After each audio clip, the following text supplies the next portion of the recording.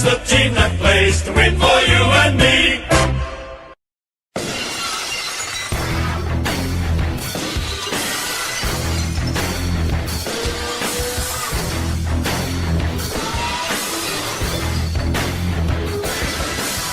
Welcome back, Shimboners. Oh, hell yeah! The Big Chief is back.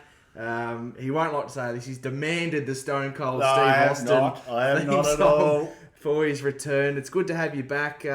Probably a ban on holidays mid-season, as you've nearly lost your spot because the Frog did such a great job filling in for the 3 weeks you were gone. So big shout out to our man, the Frog. First of all, how was your trip? And what have your thoughts been on the last 3 weeks of football from the mighty Kangas? Right, well, the trip to South Island of New Zealand, fantastic. And I've got a little waffle story for the listeners who like the waffle. We'll park that later. We'll park that for later. We'll talk about footy first. The Stone Cold intro. Thanks very much. And you asked about the Frog. He's out in the car park. He got the stutter. I got my spot back. Anyway, enough dribble. It's great to be back. The boys, we'll go over each game I missed. I couldn't watch any live over there, so I had to watch them all on the AFL app once it downloaded after the game, which was normally the next day. So I knew the result. And it's always disappointing watching when you know the result, especially if the result's negative, which it was for 2.5 of them. You could have listened to the radio and hear them say Chemist Warehouse scoreboard for 2 hours. When we get to the Brisbane game, I did actually listen to the last 10 minutes on the radio, but I chose the ABC, so I didn't have to hear the Harvey Norman scoreboard or the Dan Murphy's bloody umpiring decision or whatever they had. No ads. The boys, they were improved, but we're still losing. I thought we should have won, minimum one against the Filth. This before I went on my holiday. And possibly 2, because Port Adelaide was gettable, and I thought Brisbane were the only one were probably a bit out of touch, but it was on our home patch, which I won't call Boot Park anymore because they didn't come on board, Ninja Stadium, and we won everything except for on the scoreboard. But at least we didn't lose that game. Yeah, and unless we tried to win too. We touched on it a bit in the review, but the really aggressive kick from Big Chomben, your boy, who... ever since he got a few tough words from you before we left that he wasn't in form, he's exploded back. So, yeah, he added a great aggressive kick across the ground there with about 30 seconds to go to give us one last foray forward. Yes, and we're doing reverse order now because I've got a bit of a whack for you and the Frog. All right. Because I did listen to the pods while I was away. And no true Shimboner last week, I don't believe. No. And I'd have given it to the Chom for that exact reason. Not so much for his intercepts, which were fantastic, but what have we done? What have we said about the Chom? Long down the line, none of this across ground, but this was an aggressive, quick to an outnumber. Well, we had a loose player, and then we had the outnumber. So it was, who was it, Stevens? Or Cassandi on his own, and then Stevens was next there with the other player. So we had a 2-on-1 in the end. It was a very safe, long kick that got there fairly quickly, and it was aggressive. It was all or nothing. It was rolling the dice to win. And we should have won from that position. Yeah. If Cassandi had a bit more awareness, footy nous, composure, whatever. But anyway, we've gone reverse order now. Let's go way back to North versus Port. My memory, I've only watched it the once, and that, as I said, was on replay. I think Suv had a bad kicking day, and I think we got blown away early and then fought back. Is that correct? That is correct. It was 45-8 or something quarter time. Yeah, so, this time last year, that was probably a 90-point loss. Great to fight back, great to still be in it, but without sounding like Clarko was, and we bagged him earlier in the year, we've got to start winning some of these. He's off the watch list too, Clarko. Yeah, I heard that, and I agree. I'm getting ahead, just teasing. I've got someone for the watch list. Oh, all right. Which you guys have overlooked. Okay, so disappointing to lose, but we've never won in Adelaide, and we gave it a fairly good shake, didn't we? I thought that we saw... Georgie was on fire that game, wasn't he? Yeah. Yeah. PC suspension. Right, okay. What the hell's going on, North? It was a tackling action. Look, I'll have to put a caveat on this. I've been away. I've been in rugby territory. There's been no AFL content.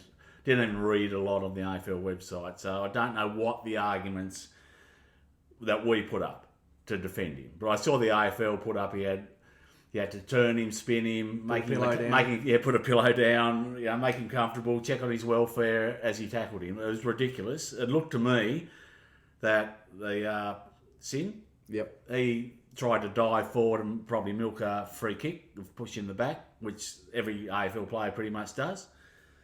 And it went wrong for him. Therefore, he contributed to it. Well, and as I said, I haven't read what our defence was. I've seen the AFL argument that he had all these things he had to consider. Did we argue that he had 0.2 of a second to do it? It's like facing a Mitchell Johnson bouncer. We saw how that worked out for David Trott and half the English team. Jonathan Trott, when he was on fire. And what was our argument? Oh, it's too long ago. Anyway, no, but okay, and then we didn't appeal. Surely we had every right. Even the AFL came out and said, we'll look at it later in the year for football action. Shouldn't be... Sure, there was no intent. And the AFL got away with it by saying it's careless, right? But to commit a crime or an infraction, you've got to have intent. But that's a little outright, it was careless. He should have thought about, putting the pillow down and spitting him in the half-pike position to give him a safe landing. But then we've got a counter-argument to that. Where are our lawyers? And I go way back. He misses 3 weeks for a tackle. That ended badly, but it was still a tackle, a legal tackle. Didn't swing him, didn't do any of those, didn't hit him high because he got concussion. Go back to Archer. He was going for the ball. The bloke went low. Archer tried to jump over him and accidentally collected his knee to the head. 3 weeks. Football action. Right. We're going to go to the watch list. I'm putting on the watch list, and I don't know how they're ever going to get off. If it's Michael Christian, just put him in a permanent marker. No. It's a North Melbourne only watch list. Our lawyers. What the hell are they doing? Archer, they stuffed the defence up by saying he was trying to tackle him. They said he was trying to win the ball, which you could argue he was until the last millisecond. But if he said he's just there trying to win the ball, probably would have got away with it. And PC, for all the reasons we've already said, he had 0.2 of a second to spin him, turn him, lay a pillow down. He's tackling from behind. Sin had no awareness. Sin then contributed to it. How a first-year lawyer surely could get someone off. Surely we can mount a case. And then when we didn't, let's appeal it. It was an unrealistic penalty for what the action was. We must have had grounds to appeal. And like I said, I haven't gone over all what our argument was. But I'm thinking our lawyers, and I'm sure they're doing their best, but let's roll. Are they KCs? Probably KC and the Sunshine Band, not King's Cancels. I'm not happy because we know that the bigger clubs with the bigger lawyers, and we're looking right at you, Carlton, that they get plays off all the time. Why can't we? And how's the football actions? Yeah, it's not like a hit behind the ball or a bump or a punch or anything. And I just go back to 3 votes Pete Cripps. He had a bump deliberately, when he won the Brownlow, I think his first Brownlow, he got 3 weeks and they got him off. Fair dinkum. Danger with the same tackle as Danger, yeah. They showed one of the Wizard, the same round, tackling someone, and he got up because he didn't have a glass jaw or glass head. It was Harley. That's right, it was too. Anyway, and he got off. So that's that's a grind my gears. They're going on the watch list. I don't know how they're going to get off because we don't want to have to take anyone any further. We don't want anyone getting MRO'd by Christian and then having to get them off, but not good enough. Right, next. Can I have a breath? Can I have a breath? The Bombers game next. You're fired up. Your head's a cherry tomato colour. Yeah, it is. Right now. It is. I'm just not happy. It just ruins your holiday almost. Put it behind you. And then the next one, North versus Essendon, right? So we didn't have, once again, I didn't have any coverage and the motel we were staying at. And it was on about 9:30 our time because it was, New Zealand time starting. So I thought I'll go to bed, have a big day. Then bing, bing, bing goes my phone. It's you and the frog on the group chat. And I thought, it's for footy. Well, they don't normally bing if it's a good news story. So I look at it, 18 zip or 12 zip or whatever it was. And I thought, Goodness sake, little Jimmy, for goodness sake, what is going on? This is a team we should be winning. It's been going about 2 minutes and we're 2 goals down. Anyway, I thought, I tried to go to sleep, couldn't go to sleep. So, looked at my phone again. 18-13. I thought, this is good. I'll turn it off. We're going to win now. We've had our customary poor start, and now we've actually the lights have come on in the change rooms. They've stopped playing the sleepy music, and we're actually playing football. I'm happily went to sleep, dreamed, woke up, thought Northern won. I was so confident. I thought, Northern won. The world's good. I woke up during the night. Thought, this will be good. I was checking in the morning. Yeah, Northern won. Wake up, check the AFL app. 3 points, and for goodness sake, again, Jimmy, what is going on? What is going on?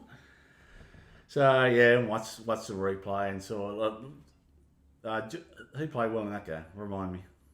Oh, it's a while ago. Yeah, I know. I can't remember. George didn't play. George and PC didn't play. One of them played. Oh, Parker played well, but that's every If week. one of them plays, we win. Oh, that was the Finbar kick after the siren, wasn't it? Yeah, or not after the siren, but he got timed out, which you never see. But anyway, so that was extremely disappointing. Because we should have. That's one I thought would win, and that's against the enemy. And then, so what? We have a 9-day break. Yeah, Seemed forever. It seemed forever. Yeah, it seemed forever for me until we played, and I wasn't over. 10-day break.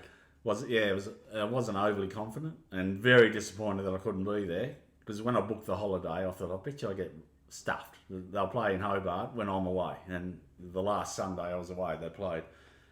And what a good effort. Once again, I heard a bit of pinging, I think, from you on the Frog, so I had a look, and Stevens. And I thought, he's done something good. And had a look on the AFL website, and I thought, we're coming back.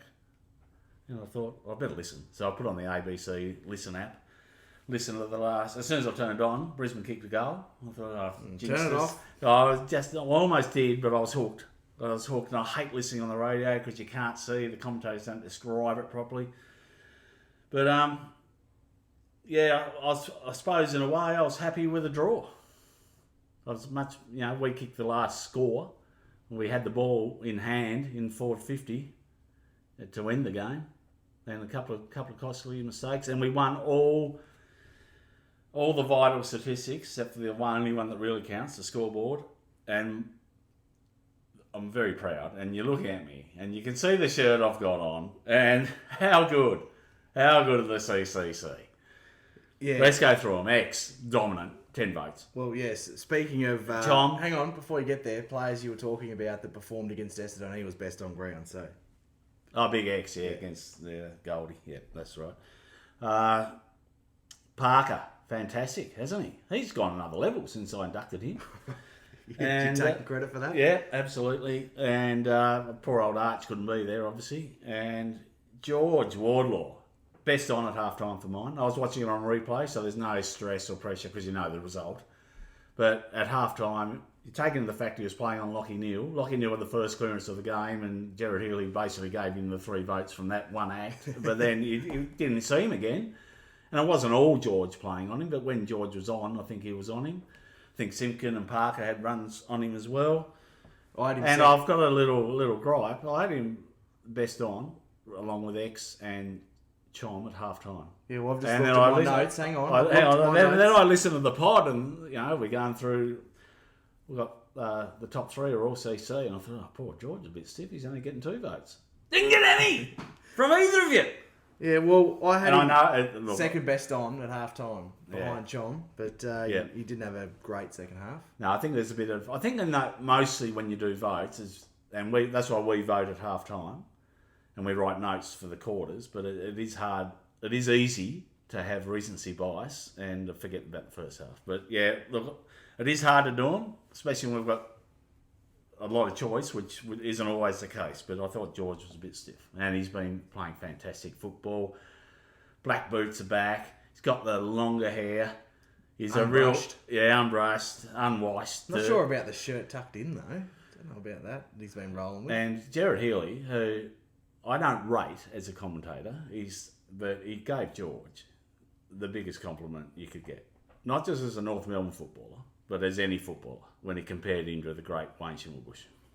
All right, I like it. Have you finished your 3-week review That's now? it. Well, I'm off now. That'll do me for another 3 weeks. You have to call the frog in. Well, I will say hello to our listeners because I haven't got a word in for 15 minutes. It's all built up over 3 weeks And, without a win.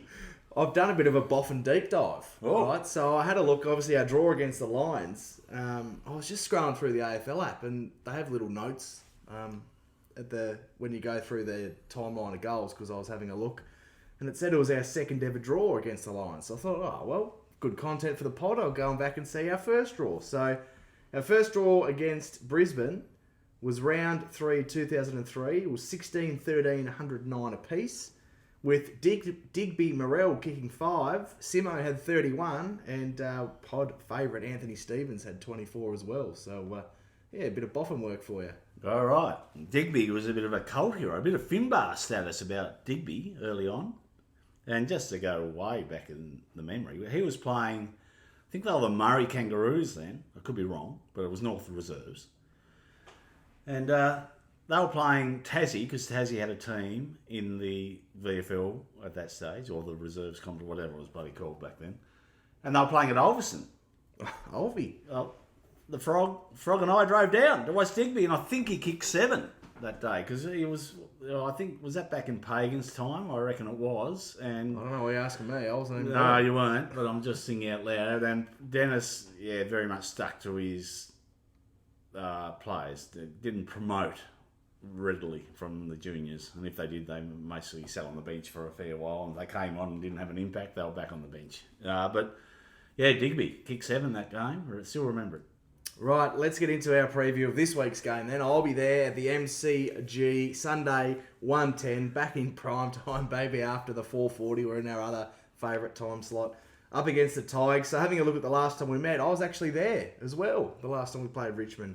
Round 21 last year where we won 90-77. The best on that day, and one of the best individual performances I've seen live. Luke Davies-Uniacke, he had 33 disposals and kicked 3 goals. Yes. To go along with 8 clearances. He was huge. Larky kicked 5. And then our ball winners with Colby McKercher having 31 and Sheasel having 29. So I thought we were actually pretty poor that day and we're lucky to get away with the 4 points. We were. From memory. So having a look at this week, changes to the team. Well, after the performance we saw against the reigning premiers, you wouldn't expect too many. But I think we've both agreed that Bailey Scott goes back to the twos. Had to go back to the twos. He's had no impact as a sub. And then in terms of who comes in as a sub, well, you were saying Eddie Ford and I'm saying Zach Fisher. One of those two. Oh, flip it around. I think Zach Fisher comes in, but if they want a different type, Eddie Ford. Yeah. But I think it's Fisher.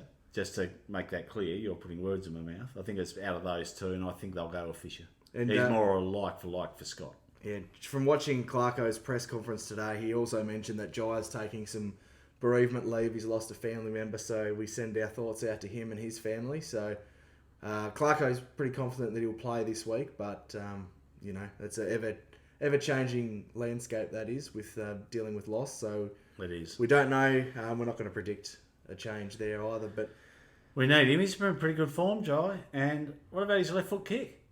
awesome. Into the forward 50. He had a Jekyll and Hyde game. Yes. It's great use, poor use, but the one The left foot, the non-preferred, was The- really good. the one running into 50, I don't blame him. That was a watch list new member Nick Larkey for not leading at the ball. Anyway, let's have a look at the midfield matchups. So, Can we go back to that?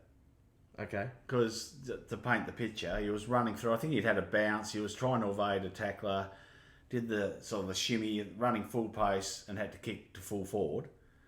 And where's the awareness from Larkey? I understand he's gone back to the cage, as you like to say, to create the space. But then he's got to have the football smarts to see he's going to kick under pressure. What I say to you every time someone kicks under pressure, where does the ball go? Does it go long or go short? It always goes short. It always goes short. Plus the fact that he's ran about 70 metres as He's well. buggered, and he's kicking under the pump, and kicking, it's not his strong one wood, let's be fair. And he's not a 60-metre kick either. No, and what's worse was he got outmarked because his backman read it. He read where the ball was going to go. The forwards are meant to be able to read it better, and that's, I mean, we love Suv, he's an All-Australian, we're not bagging him, But, Yes, we are. Well, we are, but we're not making his whole game. But I think one of his areas for improvement is his reading of the play in that situation. Well, I saw someone on Twitter. Along with his contested marking is an area of improvement. Like, he's got some A-grade areas, but there's some areas that aren't at the level. Someone on Twitter made a good point to get him to watch his 9 against Gold Coast highlights because he led up at the footy for just about every one. So We had the whole forward 50 as well. It was one out in the forward 50, every forward's dream. Anyway, we're at this week now. You've got to stop living in the past. I know you've had a lot to catch up on. I'm so looking forward to watching footy. I'm just going to overdose on footy this weekend, and one of the last games on Sunday, which you'll be there. We better win it. In the members. Ooh, Cup of tea. Have you got your suit and tie? Have you got your tie ready to wear? Cheese platter? You got a cheese board? Have to wear a collar. A collar? Don't know about that. So let's have a look at the midfield battle this week. As we know, it all starts in the ruck. That's the first time you can make an impact. And our man, Big X, I'm saying our man because I'm on him big time. He is going up against a like for like almost. He's not as good as X, but Toby Nankervis brings the physicality. He's a bruiser. He's a bruiser. He won't back away from a fight. And he's that leader. He's that captain. Yeah. So. No, he's a poor man's X. He's a Tassie boy, so we have a small soft spot for him. We do. So that'll be an interesting battle. I mean, X has just been taking names for fun. He's like the Undertaker at the moment, just taking names, digging graves. That's what he's been doing. Poor Goldie nearly ran him into one. But so yeah, that'll be an interesting battle. Then you look and isn't it funny? Sorry, like X is a bruiser type, whereas Goldie's was always elite tap, and then obviously getting a bit old. The legs are a bit heavy now, and for the same reason, he was always elite round the ground. Like he'd run his plays into the ground. Well, that's just Father Time, no one beats him. I don't think he was expecting to play this year, to be fair. No. He's 36, going on 50. So the midfield battle, I think this week we have a huge midfield advantage. I don't think I've said it this year after saying it just about every week last week. But you have a look at the names here, like LDU, Parker, Powell, Wardlaw, Simpkin, and Co. Sheasel if he goes up the ground. And then we're taking on Taranto, Jacob Hopper, Jack Ross, Camden McIntosh, Thompson Dow. So I think there's a clear class gap. I mean, Taranto, he's a bit washed. Hopper's actually been pretty good for Richmond so far this year. Jack Ross has played fairly well. McIntosh, more of a defensive mid, might get the LDU matchup if he can go with him. And then Thompson Dow, who's always been a fringe player. So I think that's our big opportunity this week is to, if we're going to get the same. I mean, we had played probably one of the best midfields last week and absolutely torched them. So we've got to back it up. We can't go in with any complacency. No. Against a side that we have a clear skill gap on. Having a look at the defensive matchups, so they've got just the two tall forwards they had last week. They had obviously Tom Lynch and then Jonty Fall, who was a top 25 draft pick last year for the Tigers. So Chom and Pink get those matchups. I'll be interested to see who goes to Lynch, whether they go to Chom or whether they send Pink and get Chom to try and fall Lynch off. is tall. He's a 199 operator. And Tavish is not that. He can't cope with that height. And, I mean, Lynch is a good player. He's towards the end of it, and he's injury prone. But on his day, I mean, he easily, I could see him kicking 6. So he's a barometer for him too. So yeah, I think Chom probably gets that. I think Chom has to, if not Chom, call. Yeah, good call. I think he's just got a bit more height and a bit more experience, and I don't think he gave away any silly free kicks. As Fredo the Frog calls them, the core moments. Yeah. Light grabs of the arm or around the waist. No, and while we're talking about our back line, I've been a bit... I've missed this, slipped through the gate a little bit here, but Luke McDonald needs a huge shout-out for his last month. They kept Willie Rioli to 1, I think. Kept Langford, who tortures us every time, to 1. And then he spent time on Charlie Cameron and other various small forwards for the Lions last week and did a great job, the absolute warrior that he is, with the early knock to the head and ripped the headband off after half-time, obviously affecting his... but he's making smarter choices with the ball as well. Yeah, and look, I will give Michael Christian a tick, because they were talking on the coverage, like he should have been reported. They had an accidental head clash, the other bloke got knocked out. Why doesn't he get reported as well? Like, you can't give... If two blokes knock heads... That's the ridiculous thing the commentators are going on about, that either both off or both get the same penalty. Anyway. 100% agree. Michael Christian could have taken an easy one there. Could have given McDonald a week. Because the other bloke's missing. Could have given them both a week. Because the other bloke's going to miss a week anyway with concussion. Yeah, common sense applied. So that's It did, so I'll give him... That's his one tick. He's had 2 crosses. Yeah. I think Richmond have got a really dangerous group of small mosquito forwards. So you look, Seth Campbell, Tassie boy, he's been really impressive this year. Sam Lawler, we know the talent that he is. And I can't believe, on radio I was listening and they were discussing who's had a better start to their career, he or Harley Reid. And I think 3 out of the 4 took Harley, and that's just ridiculous. Lawler's been a much Were they better WA player. people? No, they were Victorians, but they're obviously trying to get him across to whatever club they went for. Steely Green, another one, and then our man, Ryan Mansell, friend of the pod as well. Yeah, another Tassie boy. And to be honest, I'll put my hand up. Apart from when they beat Carlton unexpectedly in round 1, I have not watched the Tiges. I watched them dismantle Gold Coast, and that was scary. Yeah, I mean, you said you've gone through and we think we should win, but my God, if the players think we're going to win, we're going to get a huge wake-up call. Because they're on top of us on the ladder.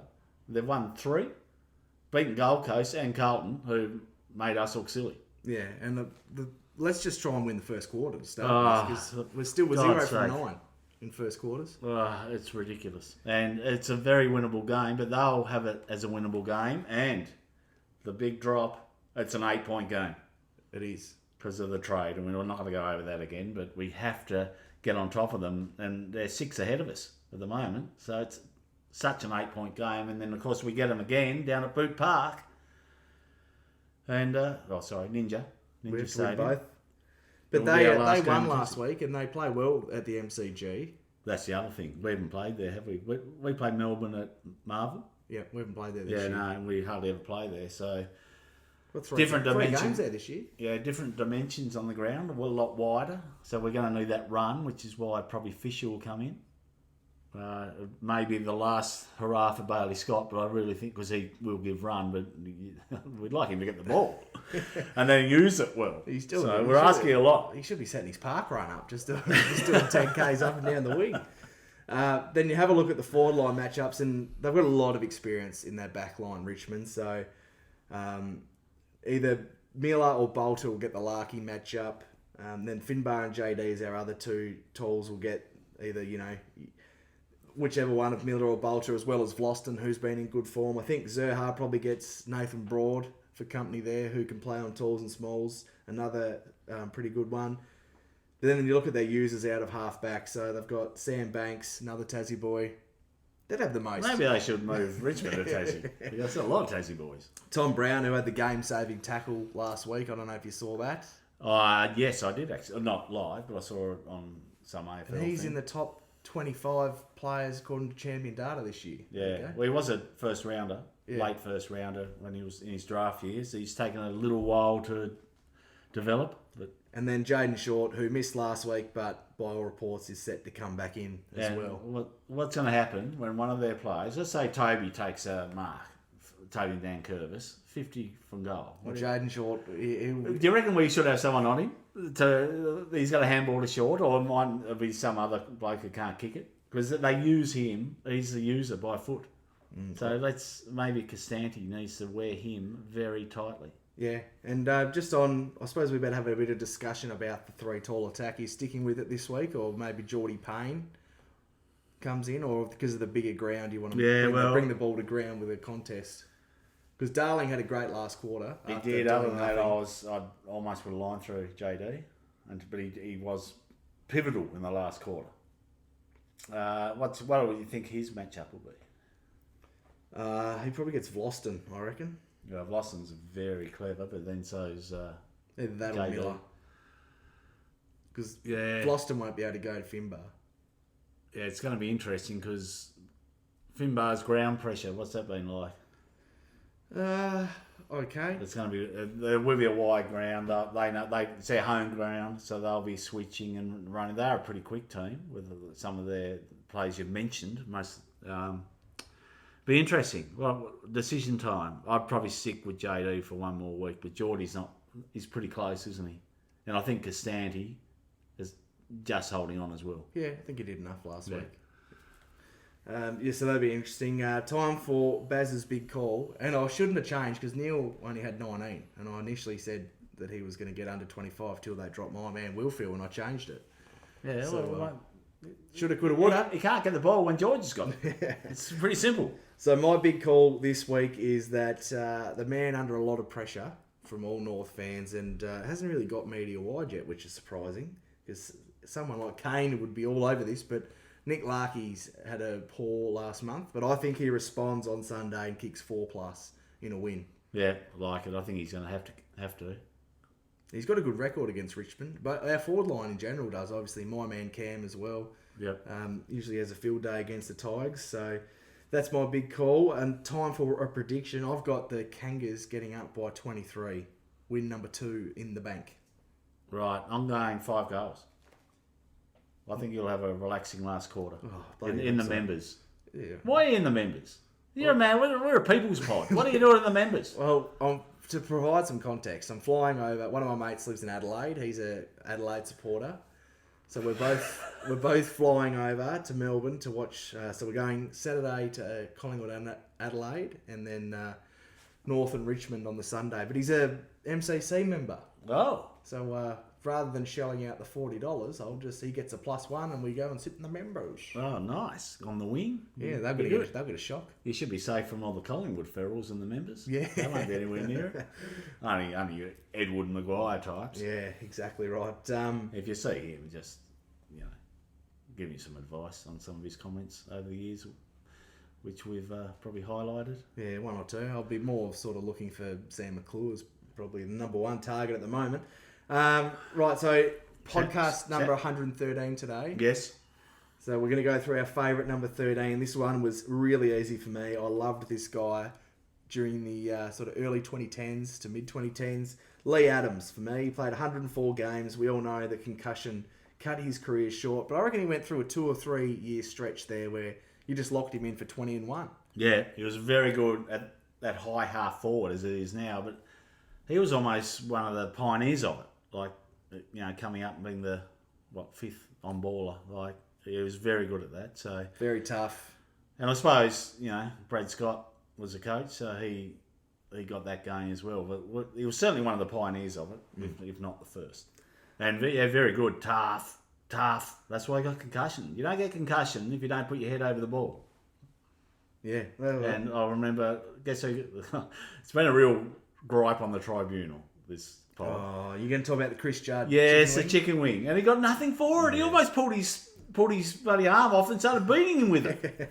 And he got nothing. And he had both shoulders strapped 24/7 anyway. Yeah, but see, Judd, 3 votes. Yeah. It's just different rules for the superstars. And if you're a superstar for a big club, well, you've got a free ride. Do you know what shits me? The people in WA and South Australia say Vic bias. It's not Vic bias. It's like 5 Victorian team bias. Yes. And then the rest of us, ask the Doggies and the Saints, we get screwed. Freaking nothing. Oh, I know. And probably the Go D's as well. They're probably on the outer as well. But, so he's my favourite. Obviously, we know that he coached 5 games as a head coach after David Noble was to be sacked. Here's another funny story. His first win was against Richmond, which I was at as well. Well, I must just go to all the games against the Tigers. I think you were handpicked, the Tigers. Although they made the 8 that year, and obviously a free. I think we'd won 3 out of 4. 2 games for the year. I feel like it was late in the season, and I went on a mate's trip, and we all saw our sides, and we were 18th, and everyone else was top 10. And we were the only one that won. Because that was my man, King of Marvel game, where he kicked 6. Right, I've got one for you. I've got the old ball, cricket terms, as we like to use.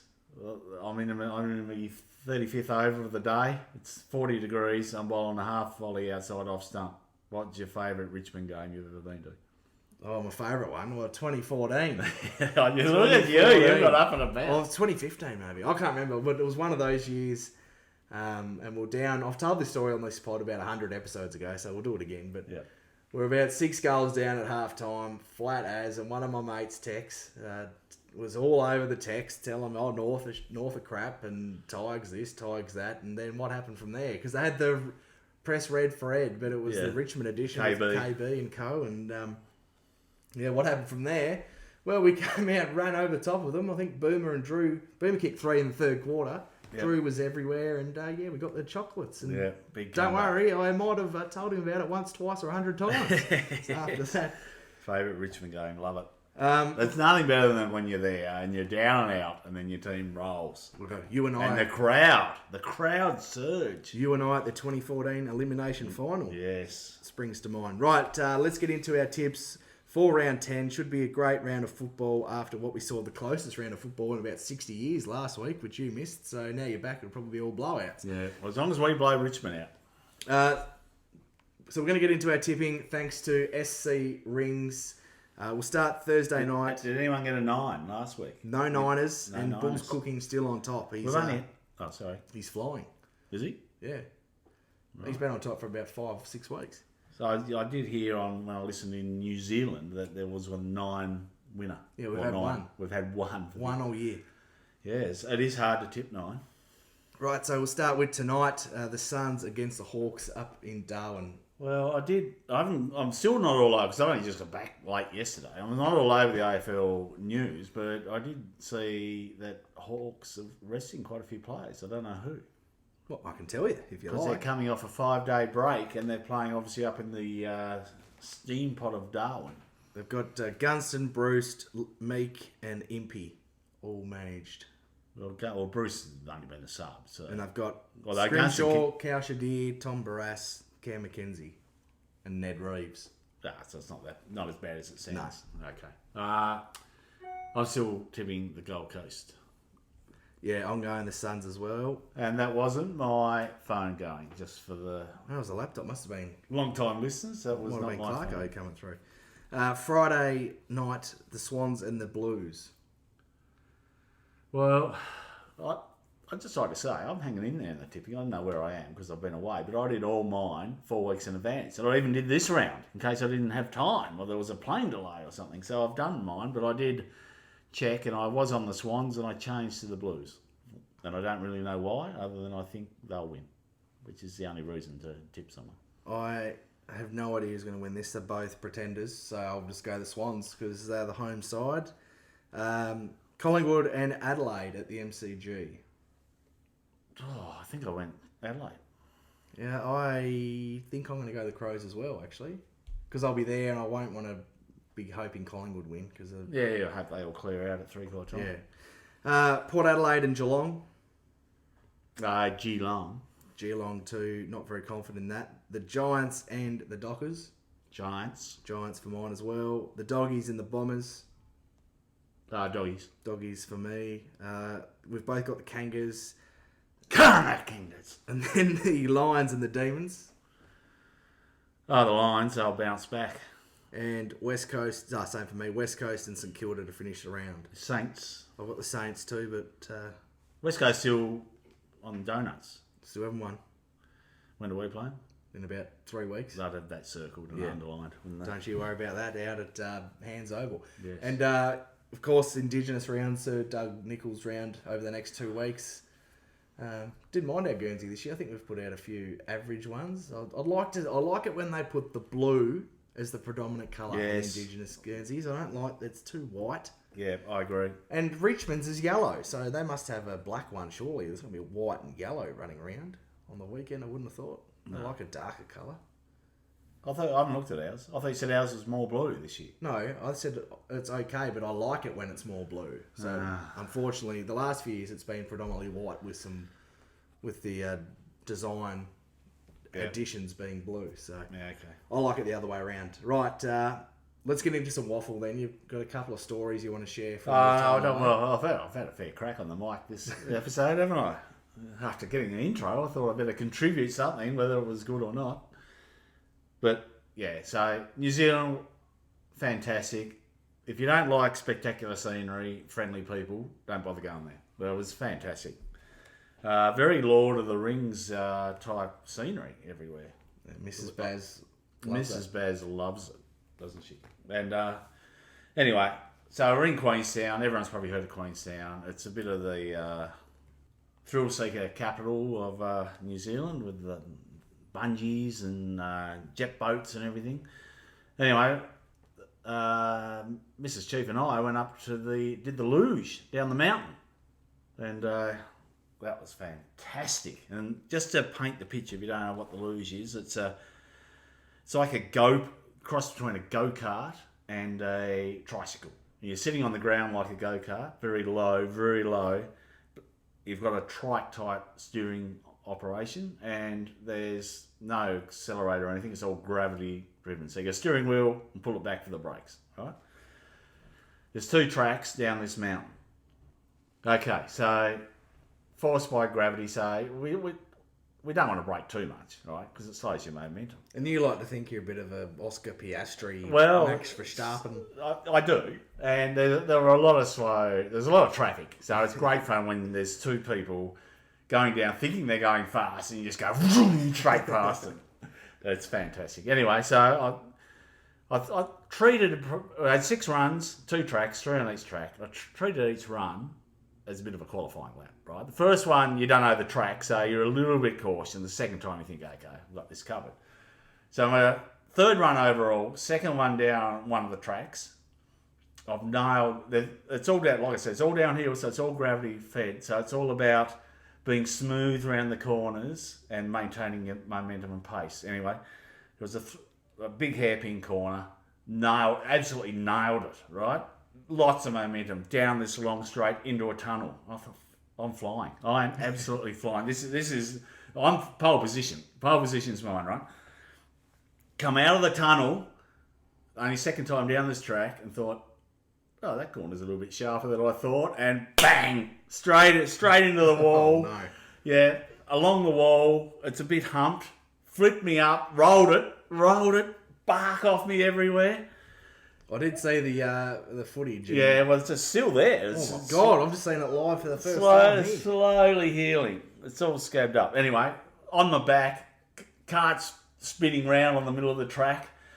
Now, I've had some shoulder issues during my poor football career and other issues, and the first thing I thought, oh shit, I've smashed my shoulder. No, shoulder's not dislocated. That's a plus. Hit my arm pretty hard against the barrier. It's bleeding, but it's not broken. That's another plus. Pick the cart up, and I think, oh shit, I've probably broken the cart. Cart's fine. Another plus. Then this woman comes down who because you can take tandems, like she had a kid on, who I passed about half an hour ago up the top of the track. She comes slowly toddling past me as I'm picking up my pride and turning the luge over. And I thought, she's just toddling past me. It was a real tortoise and the hare moment, right? Anyway, I'll get back on. I think, it's about 30 metres of the track. Could I get back in front of her? But I couldn't, because there's no momentum when you just sit on. So that was my Lance Stroll moment for the F1 Formula 1 fans. Oh, that was Lance Stroll. But all my others were Oscar Piastri, if you like. So that was my favourite part of the trip, funnily enough. Because when I hit the wall, it was like being smashed by Big X, right? And then when I got flipped over on the ground, it's like Georgie Warlaw's coming and gone bang, just for extras. And I thought that was fantastic. Anyway, 3 more straight down, and they had cameras, and I thought, oh shit, I could get in a bit of trouble here for going a bit hard, but no, they just play on. Yeah, they're very relaxed sort of operators. They are. It was really good, and I'd recommend it to anyone. There you go. But. And I thought, that's pretty bad. I've had a big crash, but, trying too hard, obviously. Then when I've finished, you got to walk back down the track. And this bloke, probably a bit younger than me, probably in his mid-40s, he's crashed going through the tunnel. Oh, no. The tunnel is straight. Oh, no. How do you crash coming out the tunnel? That is a Lance Stroll moment. Ah, yes. And he wasn't going that fast. And then his wife went past him and laughed at him. So, anyway, I passed it. Pretty much every run I'd pass 7 or 8 people, but that one woman came toddling past me as I'm picking myself up off the circuit. Yeah, I like it. Don't tune in to Getaway this week if that's still running a program on Win, because you've just got it here, right here on the Gym Bonus Pod. Well, it's funny enough, because you go to a lookout. There's a big observatory there for those who don't want to do the luge, and that's at the bottom of the luge. And I went out and had a look, a spectacular view of Queenstown, the harbour, or the lake harbour. And everything, and then I looked to my right, and there's the scene. That's where I came out of the tunnel. And there could have, I didn't hear anyone, but there could have been people there just sipping their shardy, a bit like you and the members on Sunday. And they'd see this, 50-year-old bloke trying to smashing himself against the wall. Would have been hilarious. Oh dear. But no, recommend it. That sounds brilliant, and but it's good to have you back on the pod. And then after that, still bleeding. Luckily, I was wearing long sleeves, and they were ripped, but at least it covered up all the blood. I went on the jet boat, and I was telling the jet boat rider about it. And then I said, do you mind if I have a steer? Funnily enough, he said, no, you're not getting a hold of it, because they went under solid bridges and everything. Well, after hearing you crash, I reckon any slim chance was gone. Yeah, no, that might be a bit of mayo. Yeah. No, it's very good. Very good trip. That was the highlight. Oh, very good. All right, we might wrap it up now before we get into any more storytelling modes. We'll save a couple of stories for another time, but... And thanks very much for the intro. I love it. Big Stone Cold. Yeah, well, yeah. Didn't he get the crowd up and about? Yeah, anyone who knows us... Actually, if anyone watched WrestleMania 41, he actually crashed his four-wheeler into the...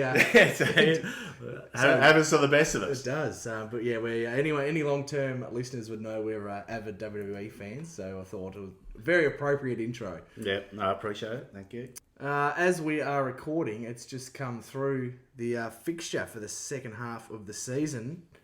And what is going on here? We've booked our flights to go round 20 for the 100-year anniversary game. They've moved it... Against Geelong? Yeah, they've moved it to round 17 against the Dogs on a Thursday night. 2 trips. I'm thinking 2 trips. I'm thinking the same. I'm thinking the same. But yeah, I can't believe that. So just for those out there that are interested... Just dropped. Yeah, so round 16, we play Saturday twilight against the Hawks down at UTAS. Round 17 we'll be there. The, no long drive home. Well, it might be a long drive to get flogged by over 100 like last time, even though it's only a 15-minute drive. Yeah, we'll be long driving. Well, we'll be flying. We'll be flying by then. Our 100-year centenary game will be Thursday night, round 17. Then I'll just quickly fire through the rest. Round 18 will be a Sunday, 1:10 against the D's. 4:15 twilight Saturday against the Swans the following week. Round 20, Saturday night lights against Geelong. Then 1:10, 1:10, 1:10. 3 Sunday 1:10s in a row against the Saints, the Giants, and the Tigers at the Ninja. And then round 24, TBC. Oh, 1:10's a pretty good time for Ninja. For us, yeah. For us, it gives us 3 hours to get back. For the others, they get the dud commentary teams usually 1:10. Yeah, well, one worries when we're there live, but the others will be watching on TV. Yes. So thanks again for your continued support. If you're at the G this Sunday, let me know. Come and say hello. Well, get your members pass. I'll bring your suit and tie because you won't get in. And get past security. What's the passcode to get past security into the members? Just ski season in 1 month. Or what? If you want to support caviar, buy some caviar and Dom Perignon. If you want to support the pod, please either buy some merch or. If you can't do that, then please subscribe on whatever listening platform you are using, whether it be YouTube or Spotify, Apple Music. All again, thanks very much for your continued support. We'll be back to review Sunday's game probably on Monday evening, I reckon. Yes, and if we win, 3 of us, we're all coming on. Yeah, Frog is on for our next win. So next win he's on. We've guaranteed it. Hopefully that. When do the AFLW start? Yeah. No, we're gonna win. We'll win this week. Don't worry about it. All right, that's it. Take it to the bank. Take it to the bank. Right, that's us. We've waffled on too long. Thanks for your continued support. Until next time. Great to be back. Garner Kangas. Talk soon. See you at the game Sunday if you're there. Until next time, go Roos. Good old North Melbourne, the champions you'll agree. North Melbourne is the team that plays to win for you